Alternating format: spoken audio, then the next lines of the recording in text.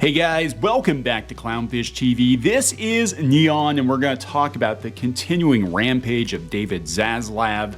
The Hollywood Reporter put an article up that Zaslav's Hollywood doctrine is to make sure we get paid. Make sure we actually get paid for the stuff that we're making. What a novel idea. Hollywood needs to learn a very painful lesson, and I think Zaslav, the executioner, Zaslav, the destructor, is going to blow through Hollywood, and we're going to see some massive changes. You know, we've been talking about this pendulum swing for at least a year now. We kept telling people, it's like, look, this era of activist media, this era of quote-unquote wokeness, of activism first, entertainment second, ideology first, entertainment second, is coming to an end because it's not sustainable. And it seems like Warner Brothers is leading the way. Netflix has also walked some stuff back. You know, Anti-Racist Baby got canceled and some other shows. And unfortunately, some of the shows are getting caught up like that. Lesbian Vampire Show or whatever. That was the marketing for the show. So sometimes the studios don't do the showrunners any favors either. I mean, somebody might put a perfectly fine show out there, but the marketing might be like, did we mention we've got gay people and black people and all kinds of different people in the show, when that really doesn't have a lot to do with the show? I mean, you know, two of my favorite movies this year have actually been Everything Everywhere All at Once and Nope. And, you know, for the most part, I don't think either one was terribly woke. At least if it was, they weren't hitting you over the head with it, right? To some degree. Now, you know, we could argue about the content, and that's a whole nother discussion, but like, the marketing wasn't, go see this woke movie. Go see this movie because it's got Asian people in it. Go see this movie because it happens to have black people in it.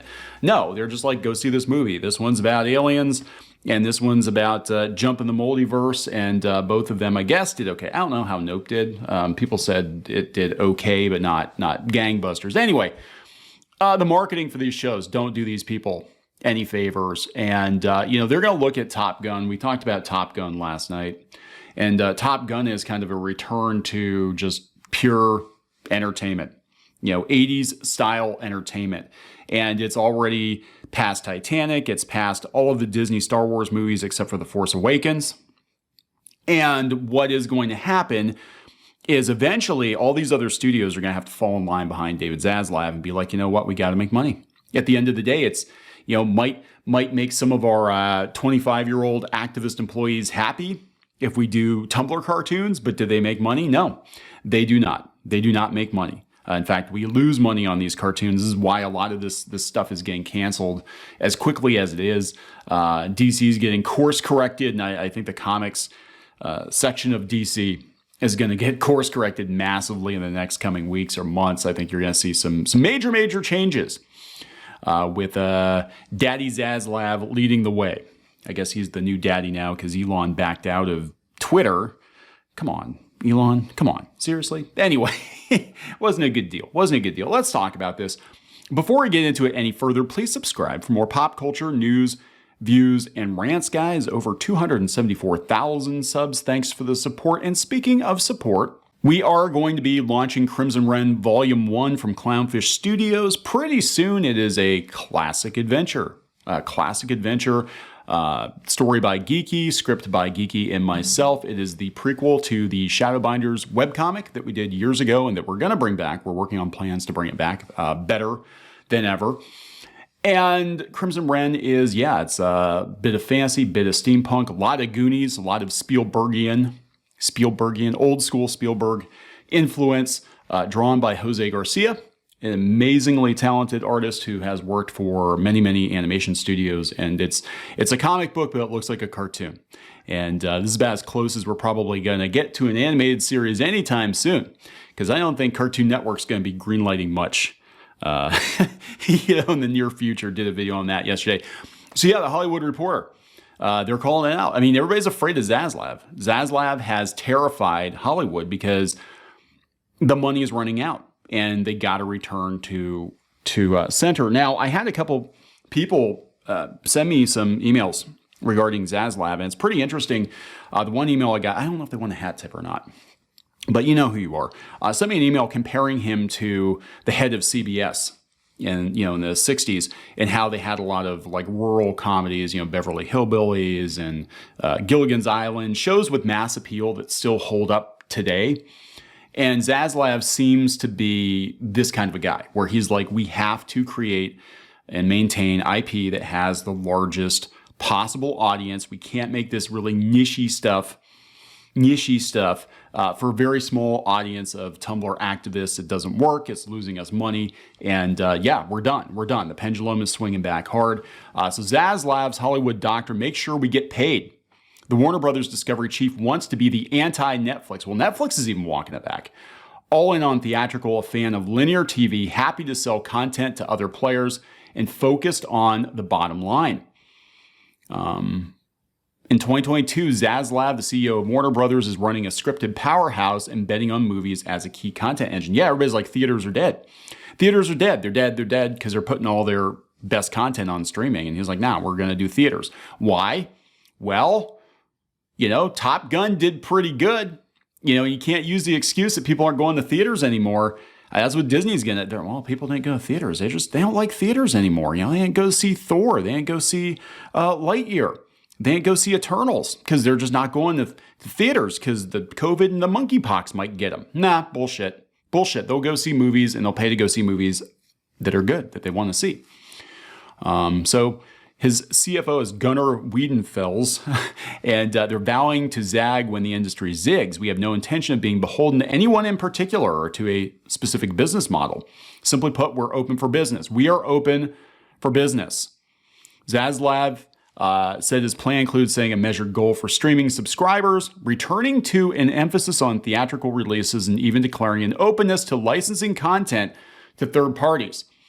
Again, this is probably what's going to happen with DC Comics. It would not surprise me if he just said, you know what, you want to do DC Comics, Dark Horse or IDW or whoever the hell is left, McFarlane, Image, you can do Batman, Superman comics. They don't make enough money.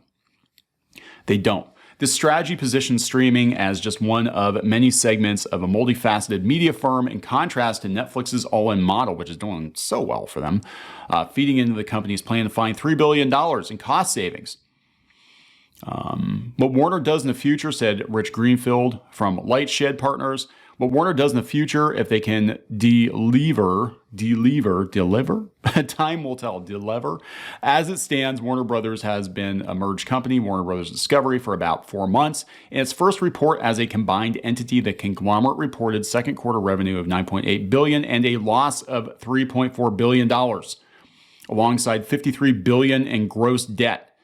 Yes, they will cancel anything they have to cancel to course correct. Course correct. Working within that financial position, Zaslav and team are reversing the strategy of Jason Kilar. Jason Kilar, who liked comics, Jason Kilar, who liked animation, Jason Kilar, who spent a lot of money on streaming. He doubled down on streaming, and HBO Max was going to be the thing. That was going to be their flagship product, and I think that's what AT&T wanted to hear. They wanted to hear that they had a legit Netflix competitor, but Netflix is hurting right now too. Zaslav said his team has analyzed the results of the streaming-first experiment, has not been able to find a business case.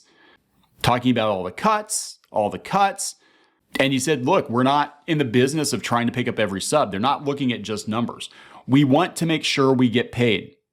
And we talked about this with Disney Plus. The problem with Disney Plus and them chasing just raw subscriber numbers is that they are cheaping out in some cases. Like I know in India, I think it only winds up costing 45 cents a user for Disney Plus compared to what we're paying in the US.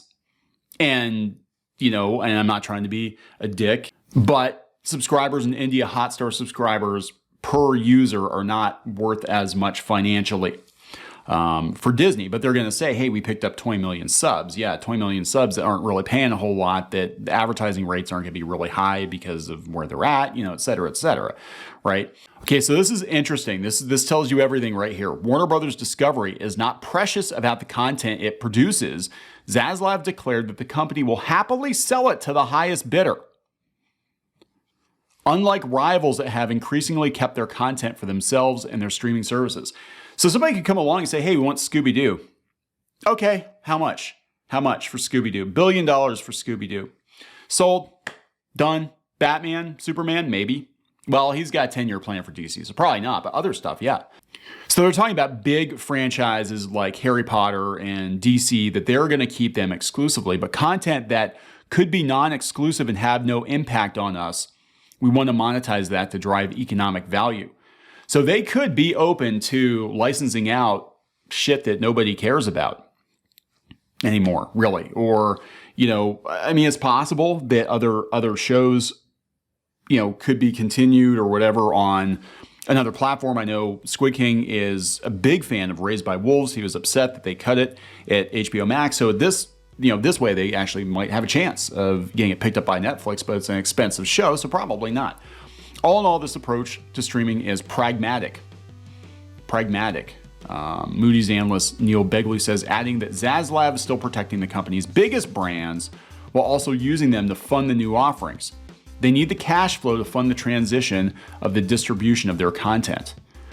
With Warner Bros. Discovery's financial position, which includes a reliance on legacy TV, a more cautious push into streaming is necessary. We've hit the ceiling. Netflix showed us what the ceiling was. Now they're losing subscribers. That's it. That's all the people that are gonna do this. So this is gonna be really interesting. Hollywood is definitely gonna take notes on this if it works, and I think it's gonna work. I think it has to work because we've seen, again, Netflix tumble. They were just spending money on everything. Disney, I think, is in for a day of reckoning pretty soon as well because they're still pushing, the activist type entertainment, but they have the luxury of the theme parks and all this other stuff. They can rely on that revenue until the recession hits, until we really are in the middle of the recession, then they might want to walk it back a little bit. But yeah, I think he's absolutely going to change Hollywood. I think that a lot of people should be afraid for their jobs because if you're not bringing the money, if you're not paying the studio, if you're not getting the studio paid, then you're probably going to be gone. This is the new reality that we live in. All the extra money is gone. The venture capital's gone. Now you got to put up or shut up. I'm going to wrap this one up. Please subscribe for more pop culture news, views, and rants, guys. We'll talk later.